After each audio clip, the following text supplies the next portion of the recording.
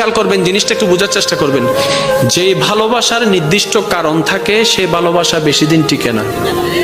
মনে করেন আপনি কাউকে ভালোবেসেছেন তার হাসি দেখে, এই হাসি যতদিন সুন্দর লাগবে ভালোবাসা থাকবে, হাসি যখন সুন্দর লাগবে না ভালোবাসা অটোমেটিক শেষ হয়ে যাবে। তো সত্যিকার ভালোবাসা কি জানেন? যে ভালোবাসার কোনো নির্দিষ্ট কারণ থাকে না, যে ভালোবাসা অন্তর থেকে হয়ে যায়, অনুভব থেকে হয়ে যায়, নির্দিষ্ট কারণ খুঁজে পাবেন না, না আপনার হাসি দেখে হয়েছে, না আপনার চোখ দেখে হয়েছে, না আপনার ব্যবহার দেখে হয়েছে, কোনো কারণ ছাড়া আপনি অটোমেটিক আপনার অন্তরে ফিল চলে আসলো, আপনি ভালোবাসা শুরু করলেন, যেটা আপনি দেখেন নাই, না দেখে ভালোবাসা শুরু করেছেন। দেখবেন এই ভালোবাসা কখনো শেষ হবে না। মনে রাখবেন এটা রহমানের দরবার থেকে স্বামীর অন্তরে স্ত্রী, স্ত্রীর জন্য স্বামীর জন্য আসা ভালোবাসা। কেমন ভালোবাসা? এই ভালোবাসা কখনো ডিভোর্স আনবে না, কারণ সে সারা জীবন কেটে যাবে কেন ভালোবাসি কেন ভালোবাসি এই কারণ খুঁজতে খুঁজতে জীবনেই চলে যাবে, জীবনেই শেষ হয়ে যাবে, ডিভোর্স হওয়ার কোনো সম্ভাবনা আর থাকবে না। বলেন না সুবহানাল্লাহ।